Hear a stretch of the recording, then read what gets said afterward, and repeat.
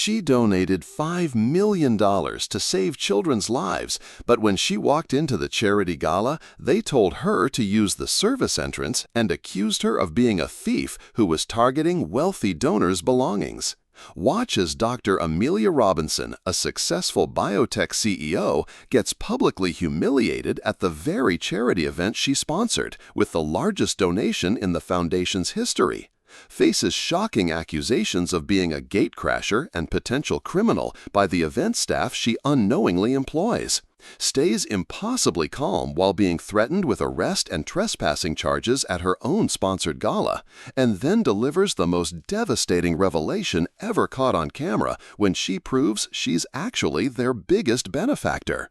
This isn't just about one woman's fight for respect, it's about exposing how discrimination poisons even organizations dedicated to helping sick children, and how one person's courage to demand dignity sparked a revolution that transformed the entire charitable industry. Stay until the end to see how this viral confrontation created changes that now protect donors everywhere. Because what happens when the foundation president discovers the truth will leave you speechless and prove that sometimes justice comes in the most satisfying way possible. She donated $5 million to save children's lives, but when she walked into the gala, they treated her like she didn't belong there. And what happened next exposed the ugly truth about charity's elite circles and changed how fundraising events operate forever. This is the story of Dr. Amelia Robinson, and what she experienced at her own charity gala will make you question everything you think you know about generosity, respect, and who really deserves to be called a philanthropist. Dr. Amelia Robinson wasn't just another successful businesswoman. At 45, she had built Robinson Medical Technologies from a small startup in her garage into an $800 million biotech empire that revolutionized cancer treatment equipment. Her company's innovations had saved thousands of lives, but what drove her wasn't profit margins or market dominance. It was the memory of her younger brother Michael, who had died of leukemia at age 12 while their family struggled to afford proper treatment. That personal tragedy had shaped every decision in Amelia's career, leading her to focus specifically on making cancer treatment more accessible and effective.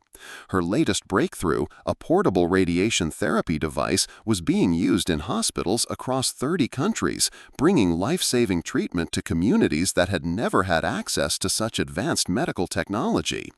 The Children's Cancer Research Foundation Gala was the most prestigious charity event of the year, attracting billionaires, celebrities, and political leaders who gathered annually to support pediatric cancer research.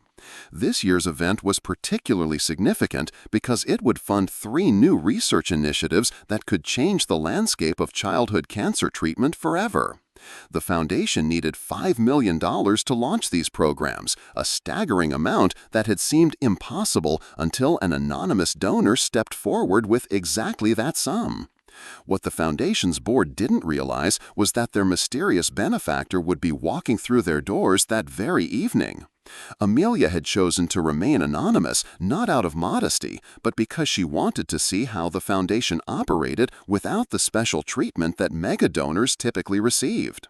She wanted to ensure her money was going to an organization that truly embodied the values of compassion and inclusion that cancer patients desperately needed. On this crisp November evening, Amelia was running 30 minutes late due to an emergency board meeting about a potential breakthrough in her company's research division. She had asked her driver to drop her at the side entrance of the grand ballroom to avoid the red carpet photographers who always made her uncomfortable. Her choice of attire reflected her personality, an elegant but understated black evening dress that was beautiful without being ostentatious, paired with simple pearl earrings that had belonged to her grandmother. As Amelia approached the glittering venue, she had no idea that her decision to dress modestly and arrive quietly would trigger a chain of events that would expose systematic discrimination within the very organization she had generously supported.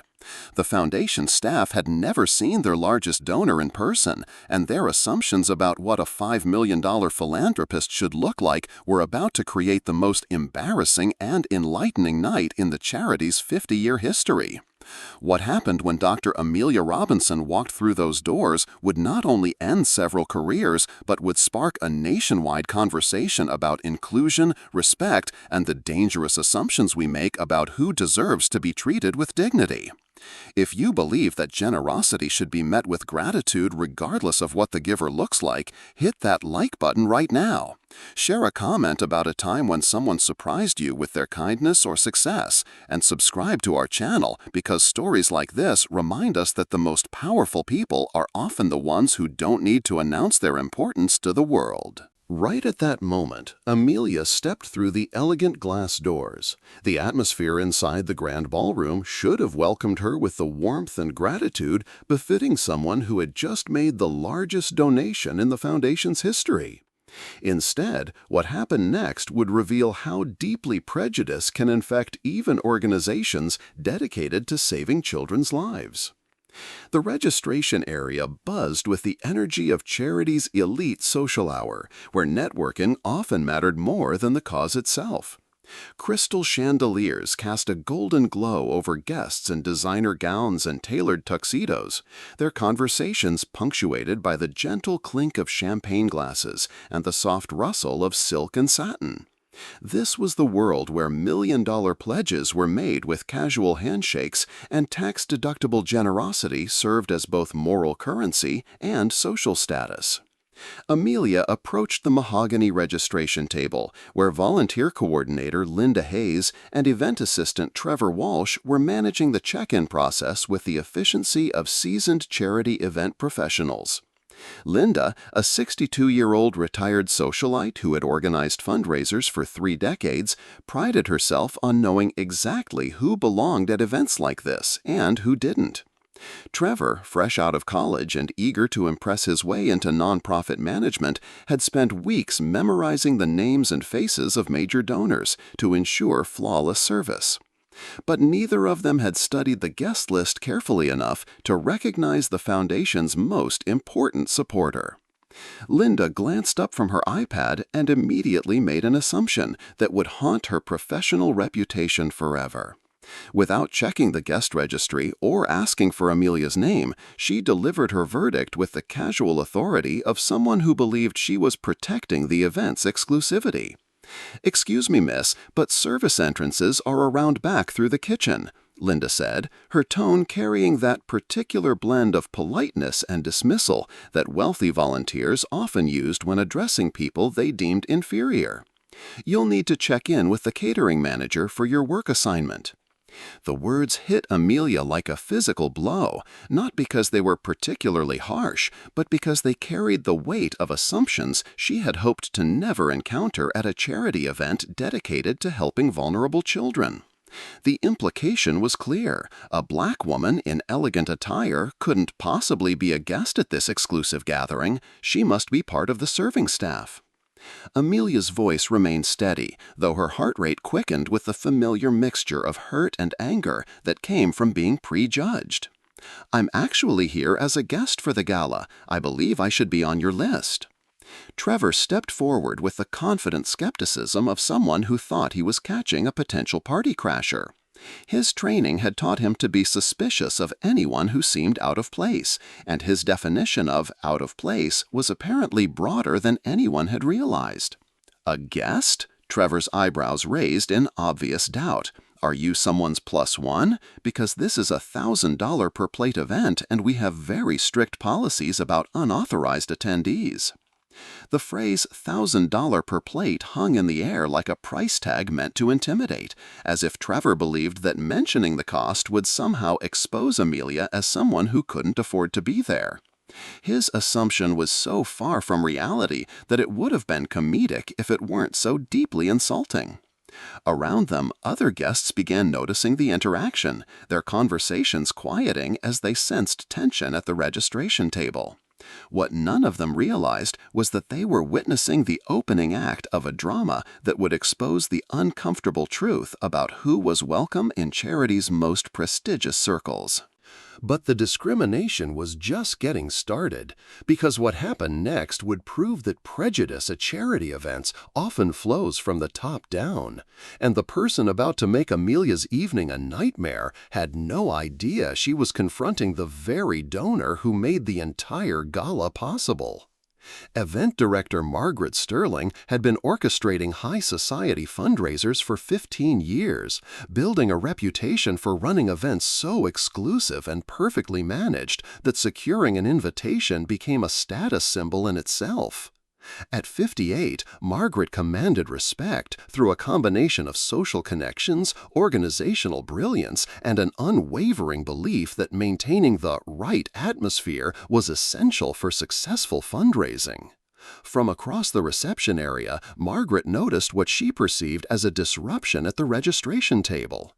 Her practiced eye took in the scene. Two of her trusted volunteers engaged in an obviously tense conversation with a woman who didn't fit Margaret's mental image of their typical donor demographic. In Margaret's world, appearances mattered enormously because first impressions determined whether wealthy guests felt comfortable enough to open their checkbooks. Margaret approached with the confident stride of someone who had resolved countless event crises, her expression shifting from professional curiosity to barely concealed irritation as she assessed what she assumed was a gate-crashing situation that needed immediate resolution. "Is there a problem here?" Margaret asked, her voice carrying the authority of someone accustomed to having her questions answered immediately. Her tone suggested she already knew the answer and was prepared to handle it decisively. Linda seized the opportunity to demonstrate her vigilance to her supervisor. "This woman claims to be a guest, but she doesn't have proper documentation and seems confused about the check-in process. I think we may have an unauthorized attendee situation." Margaret's eyes narrowed as she studied Amelia with the calculating gaze of someone evaluating a potential threat to her perfectly orchestrated evening. "Ma'am, I'm going to need to see your formal invitation and identification. This is a private charity event with very strict security protocols." Amelia maintained her composure despite the growing humiliation of being treated like a suspected criminal at an event she had personally funded. "I don't have a physical invitation because my attendance was arranged at the last minute through direct coordination with Dr. Mitchell's office. I can provide identification, but I'd prefer to speak with someone from the Foundation's leadership." Margaret's expression shifted from suspicion to outright disbelief. The idea that someone who looked like Amelia could have direct access to the Foundation president seemed preposterous to her limited worldview. "Dr. Mitchell is far too busy with our major donors and VIP guests to handle gate-crashing situations," Margaret declared, her voice rising just enough to attract attention from nearby guests. "These events are invitation only for legitimate supporters of our cause, and we simply cannot accommodate people who show up without proper credentials." The phrase "legitimate supporters" cut through the elegant atmosphere like a blade, carrying implications that everyone within earshot understood immediately. Margaret had just publicly questioned Amelia's right to be at a charity event, suggesting that her presence was somehow illegitimate or inappropriate. Around them, conversations began to quiet as guests pulled out their phones, sensing that they were witnessing something significant. The irony was breathtaking. The woman being questioned about her legitimacy had contributed more money to the Foundation than most of the other guests combined, but Margaret's prejudiced assumptions prevented her from recognizing the truth standing directly in front of her. What Margaret didn't realize was that her next decision would not only end her career, but would expose the toxic culture that infected one of the city's most prestigious charitable organizations, creating a scandal that would reverberate through the philanthropic community for years to come. No one expected what happened next would cross the line from discrimination into public humiliation. But Margaret Sterling was about to make an accusation so outrageous that it would destroy her career and expose the rotten core of charity's elite culture. The woman she was about to publicly shame had just written the biggest check in the Foundation's history. Margaret's frustration with what she perceived as a security breach reached a boiling point as she watched Amelia remain calm and articulate despite being challenged at every turn. In Margaret's twisted logic, Amelia's composure and refusal to be intimidated only confirmed her suspicions that this was a sophisticated attempt to infiltrate their exclusive event. Security Chief Frank Morrison received Margaret's urgent summons with the efficiency of someone who had handled numerous situations at high-profile charity events. At 44, Frank took pride in maintaining the delicate balance between hospitality and security that these gatherings required. His job was to protect wealthy donors from any disruption that might interfere with their giving mood, and he approached every potential threat with calculated professionalism. But Frank's definition of threat was about to reveal itself as tragically flawed. "Frank, we have an unauthorized individual who's attempting to gain access to our donor reception," Margaret announced loudly enough for nearby guests to hear every word. "She's claiming to have arrangements with Dr. Mitchell, but she has no invitation, no verification, and frankly, she doesn't fit the profile of our supporter base." The phrase "doesn't fit the profile" hung in the elegant air like a neon sign advertising prejudice. Margaret had just articulated what everyone understood she really meant. Amelia was the wrong color to be considered a legitimate donor at their prestigious charity event. Frank positioned himself strategically, creating a physical barrier between Amelia and the main reception area where 200 of the city's most influential people were enjoying cocktails and networking. His presence immediately elevated the situation from an administrative issue to what appeared to be a security incident. Margaret's next words would become the centerpiece of a viral video that would be shared millions of times and studied in business ethics courses for years to come. "This is a private charity event for legitimate donors and committed supporters of children's cancer research," Margaret declared, with the authority of someone who believed she was protecting the integrity of their cause. "We cannot and will not allow people to sneak in who don't belong here, especially individuals who may be networking inappropriately with our generous donors or potentially targeting their personal belongings." The accusation was devastating in its scope and implications. Margaret had just publicly labeled Amelia as a charity crasher, a potential con artist, and possibly a thief, all while standing in front of guests who were recording every word on their smartphones. The irony was so profound it was almost artistic. The woman being accused of not belonging at a charity event had just donated $5 million to that very charity. The woman being suspected of targeting donors' belongings was wealthier than most of the people in the room. The woman being labeled as someone who didn't fit the profile was actually the exact type of successful, generous philanthropist that the foundation desperately needed. Around them, conversations had completely stopped as guests realized they were witnessing something extraordinary. Phones appeared throughout the crowd as people began recording what they sensed would become a defining moment in charity event history. Margaret and Frank had no idea that they were about to become the villains in a story that would expose how deeply systemic racism had infected even organizations dedicated to saving children's lives, and that their target was about to reveal herself as the one person who could end their careers with a single sentence. If this story is making you angry about how people are judged by their appearance instead of their character, smash that like button right now. Drop a comment sharing your thoughts about discrimination in places where it should never exist, and subscribe to our channel because what happens when the truth comes out will restore your faith that justice sometimes comes in the most satisfying way possible. Right at that moment, Amelia made a decision that would transform her from victim to strategist, because what she did next would provide all the evidence needed to expose systematic discrimination and create lasting change in the charitable sector. While Margaret and Frank thought they were handling a security threat, they were actually documenting their own professional destruction. Amelia looked directly at Margaret with the calm composure that had carried her through decades of building a biotech empire in a male-dominated industry. She had faced discrimination before, but never at an event funded by her own generosity.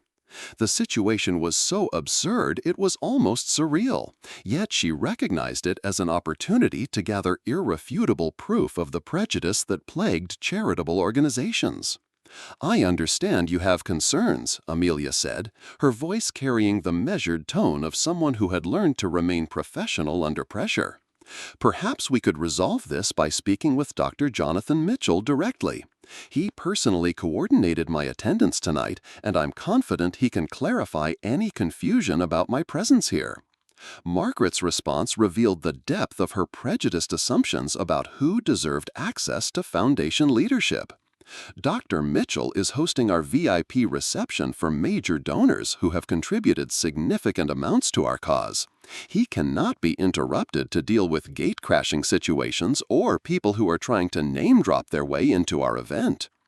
The phrase "major donors who have contributed significant amounts" was particularly ironic, considering that Amelia had contributed more than any other individual in the Foundation's 50-year history. Margaret's dismissal of her request demonstrated a fundamental blindness to the possibility that someone who looked like Amelia could be among their most important supporters. Frank stepped closer, his security training kicking in as he assessed what he believed was an escalating situation. "Ma'am, we're going to need you to come with us to resolve this matter privately. We don't want to create a scene that might disturb our guests' enjoyment of the evening."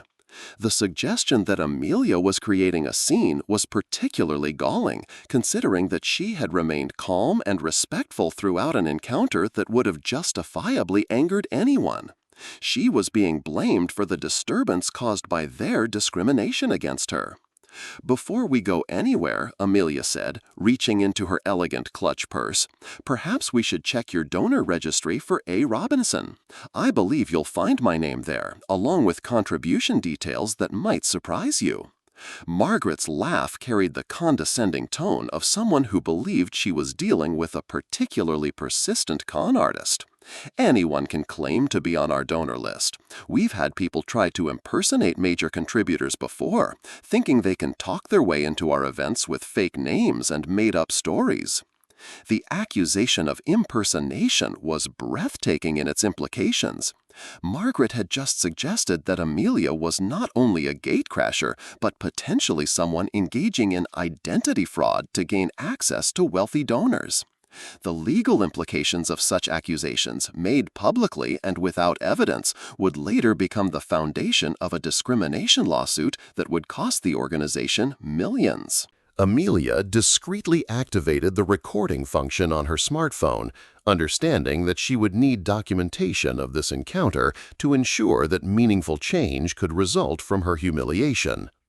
The device captured every word as Margaret continued building her case for removing what she saw as a threatening presence. "Furthermore," Margaret continued, her voice growing more authoritative as she sensed support from Frank's presence, "your mention of Robinson Medical Technologies is exactly the kind of name-dropping we see from people trying to seem important. Real donors don't need to impress us with corporate references." The irony was staggering. Margaret had just dismissed a reference to the very company whose CEO had funded the entire evening, treating Amelia's truthful identification of her business as evidence of deception rather than verification of her identity. Around them, the crowd of observers had grown larger as word spread through the reception that something dramatic was unfolding at the registration area. Guests held their phones high, recording every moment of what they sensed would become a viral sensation. The Foundation's elegant gala was transforming into a public relations nightmare, though Margaret and Frank remained oblivious to the scope of the disaster they were creating. Linda and Trevor watched from the sidelines, their initial skepticism now reinforced by their supervisor's confident handling of what they believed was a security situation. They had no idea they were witnessing the systematic destruction of their professional reputations by someone whose generosity had made their jobs possible. A well-dressed guest near the registration table leaned toward his companion and whispered, "Something about this doesn't feel right. That woman doesn't seem like someone who would crash a charity event." His instinct was correct, but it came too late to prevent the escalation that was about to destroy multiple careers. Margaret made her final strategic error when she decided to escalate the situation beyond simple removal. "Frank, I think we need to document this incident properly. Take photos of this individual for our security files, and let's get her information for potential trespassing charges if she refuses to leave voluntarily." The threat of criminal charges was the final straw that would transform Amelia's patient evidence gathering into decisive action. Margaret had just threatened to criminally prosecute the foundation's largest donor for attending the event she had funded, creating a legal and public relations catastrophe that would reverberate through the charitable sector for years. What Margaret and Frank didn't realize was that their security threat was about to reveal herself as the one person in the building with the power to end their careers instantly. And the evidence they thought they were gathering against her would become the proof of discrimination that would reform an entire industry. But the moment of truth had finally arrived, and what happened next would become the most devastating revelation in charity event history, transforming a room full of elite donors into witnesses to the most spectacular exposure of discrimination ever caught on camera. The woman they thought was a gatecrasher was about to reveal herself as the person who made their entire evening possible. The tension in the grand ballroom had reached a breaking point as Margaret prepared to have Amelia arrested for trespassing at her own sponsored event. The irony was so profound that it would later be studied in business ethics courses as the ultimate example of how prejudice can blind people to obvious truths. Around them, nearly 50 guests had gathered with their phones recording, sensing they were about to witness something extraordinary. That's when Dr. Jonathan Mitchell, foundation president, and the man who had personally accepted Amelia's $5 million donation just weeks earlier, emerged from the VIP reception area after hearing whispers about a disturbance near registration. His appearance was prompted by a board member who had mentioned seeing some kind of security incident that was drawing significant attention from their most important guests. Dr. Mitchell's face went through a series of expressions that would later be replayed millions of times on social media. Confusion as he tried to understand why there was a crowd gathered around the registration table. Recognition as he spotted Amelia at the center of the commotion. And then absolute horror as he realized what was happening to the foundation's most generous supporter. "Dr. Robinson!" Jonathan's voice cut through the murmur of the crowd like a thunderclap, his tone carrying both relief at seeing her and panic at the situation he was witnessing. "What on earth is happening here? You're our keynote speaker and our primary sponsor." The words hit Margaret, Frank, Linda, and Trevor like a physical blow. The title Dr. Robinson immediately commanded respect in a room full of educated professionals, but it was the phrase primary sponsor that sent shockwaves through everyone who had participated in her harassment. Margaret's confident expression crumbled as the full scope of her error began to dawn on her. The woman she had just threatened with arrest was not only a legitimate guest, but apparently the most important person at the entire event. Her face went pale as she realized she had just committed career suicide in front of 200 witnesses. Amelia looked at Dr. Mitchell with the calm dignity of someone who had endured 30 minutes of systematic discrimination and was finally ready to address it directly. "Hello, Jonathan. I was attempting to check in for the gala when your staff decided I didn't belong here. They've accused me of being a gatecrasher, a potential con artist, and possibly a thief." The silence that followed was so complete it felt suffocating. Dr. Mitchell's horror was visible as he processed the fact that his organization had just humiliated their largest donor in the most public way possible. Amelia continued with the measured tone of someone who had spent decades in boardrooms delivering decisive presentations. I'm Dr. Amelia Robinson, Chief Executive Officer of Robinson Medical Technologies. 3 weeks ago, I donated $5 million to this foundation to fund pediatric cancer research. Tonight, your staff told me I needed to use the service entrance, questioned my right to be here, and suggested I was targeting donors' personal belongings. She reached into her purse and withdrew her driver's license and corporate identification card, holding them up for the crowd of recording phones to capture clearly. Here's my identification, which your staff refused to properly examine. And here's my corporate ID, which they dismissed as name-dropping. The revelation sent a ripple of gasps through the gathered crowd. Guests who had been recording the incident for entertainment suddenly realized they had documented something far more significant: the systematic discrimination of a major philanthropist by the very organization she had generously supported. Dr. Mitchell's voice cracked with emotion as he addressed the crowd, understanding that he was speaking not just to the guests present, but to the thousands who would see this footage online. Ladies and gentlemen, Dr. Amelia Robinson is our keynote speaker this evening and the anonymous donor whose $5 million contribution made tonight's research initiatives possible. She is one of the most respected biotechnology leaders in the country and a devoted advocate for children's cancer research. Frank, who had been so confident about removing a security threat, now stood frozen as he realized he had just threatened to arrest one of the most successful CEOs in the medical technology industry. His security training had never prepared him for the possibility that the person he was escorting out might actually be the most important person in the building. Amelia pulled out her smartphone and, with deliberate precision, placed a call that would seal the fate of everyone who had participated in her harassment. The call connected on speakerphone, ensuring the entire crowd could hear every word. "Sarah, this is Dr. Robinson. I'm at the Children's Cancer Research Foundation Gala, and I need you to confirm the details of our recent donation for the foundation leadership and the attendees here tonight." Her assistant's voice came through clearly. "Of course, Dr. Robinson. On October 15th, Robinson Medical Technologies donated $5 million to the Children's Cancer Research Foundation, specifically earmarked for pediatric oncology research initiatives. The donation was processed through our corporate charitable giving account, and you're listed as tonight's primary sponsor and keynote speaker."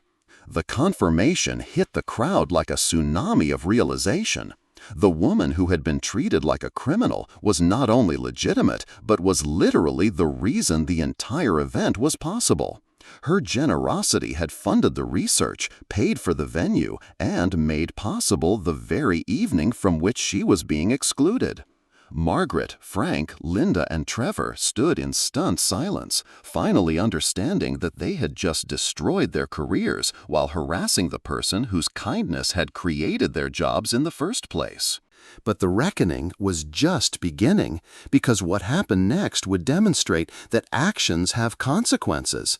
And the 4 people who had spent 30 minutes humiliating their most generous donor were about to discover that discrimination doesn't just destroy victims, it destroys perpetrators. The foundation's board was about to witness the swiftest and most justified terminations in charity event history. Dr. Mitchell's face had gone from horror to barely controlled fury as the full scope of the disaster became clear to him. As foundation president, he understood immediately that this incident would become a public relations catastrophe that could destroy decades of carefully built relationships with donors, volunteers, and the broader philanthropic community. More importantly, he recognized that they had just committed a profound moral failure against someone whose generosity embodied everything their organization claimed to represent. The board members who had been enjoying cocktails in the VIP reception began emerging as word spread about the commotion. Board Chair Eleanor Whitman, a 70-year-old philanthropist whose family had supported the foundation for 3 generations, pushed through the crowd with the determination of someone who sensed that her organization's reputation was in immediate jeopardy.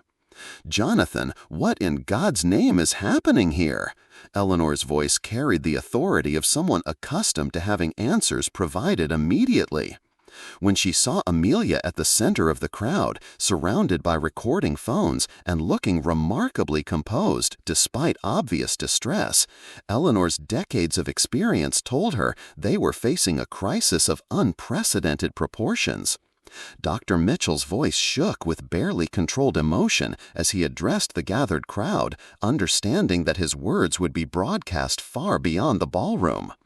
"Ladies and gentlemen, we have just witnessed an inexcusable failure of our organization's values.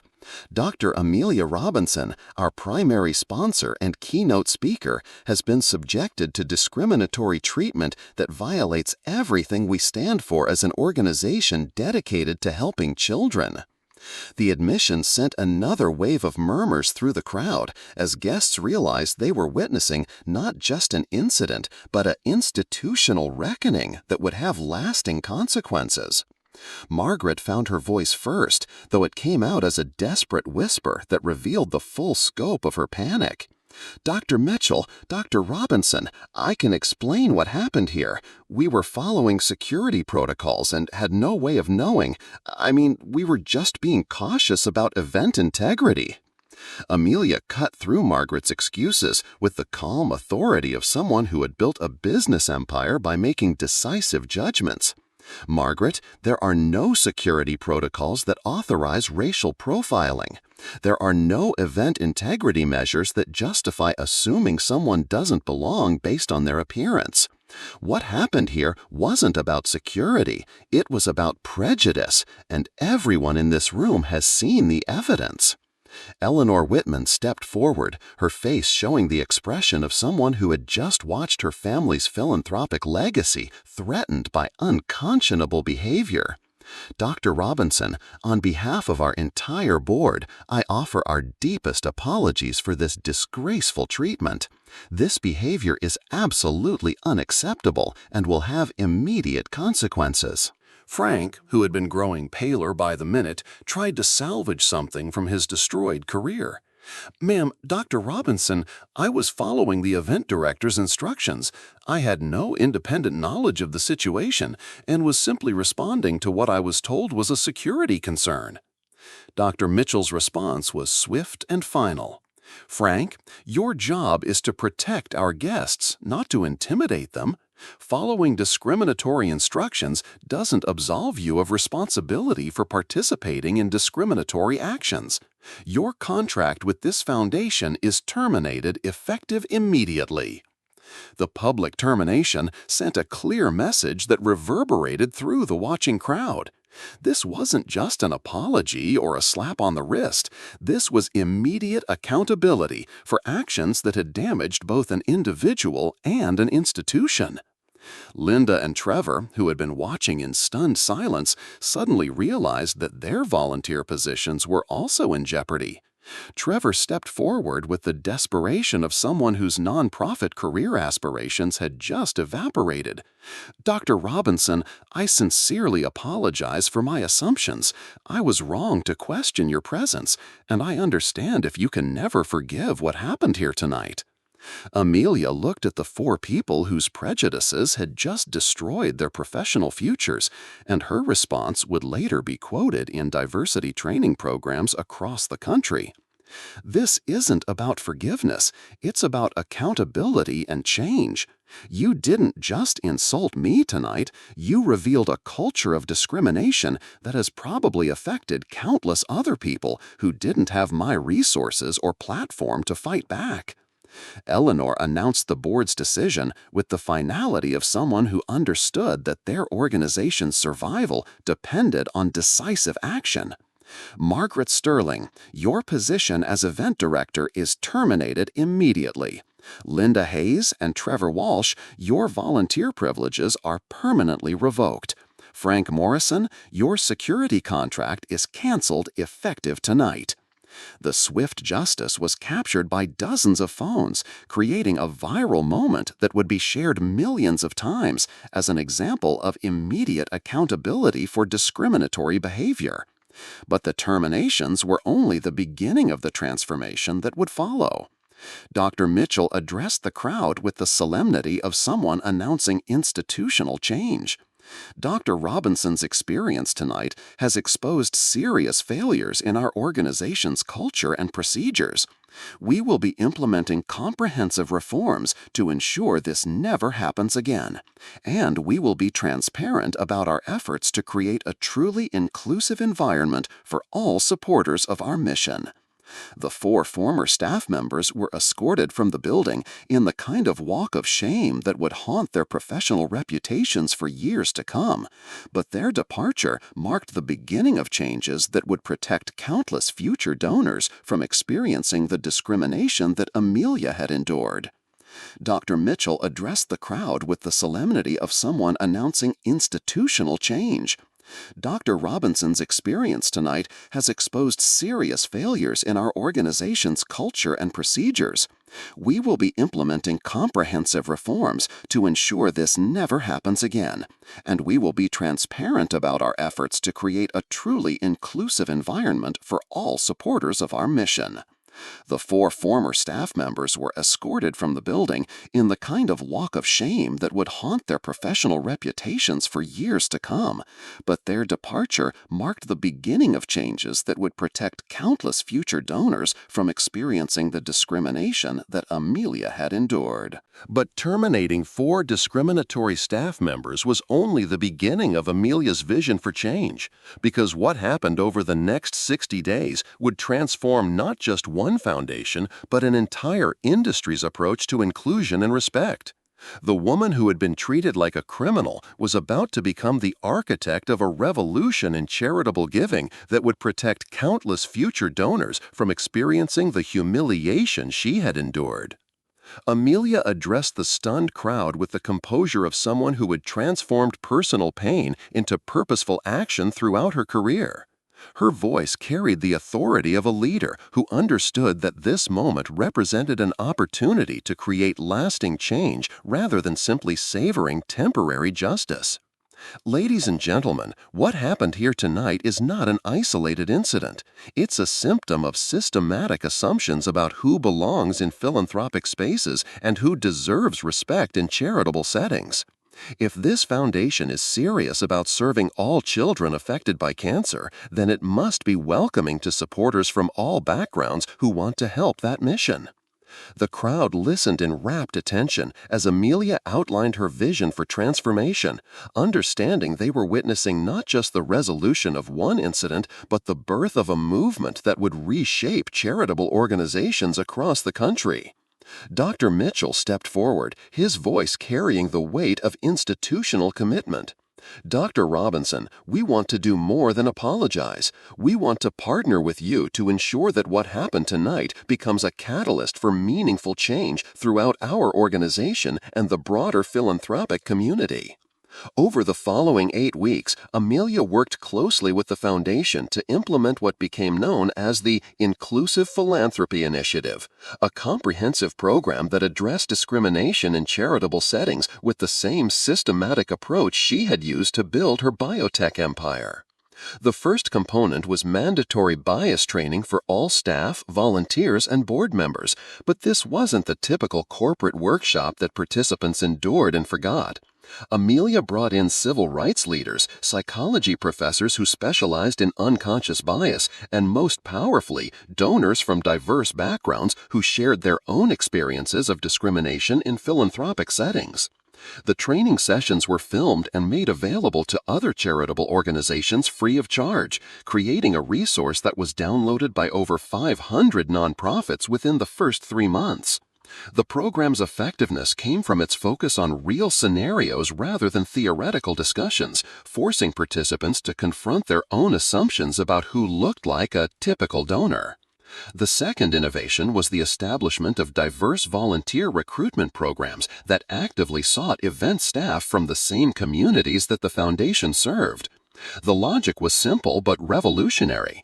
If you want to welcome donors from all backgrounds, your staff should reflect that diversity, rather than maintaining the homogeneous volunteer base that had perpetuated discriminatory assumptions.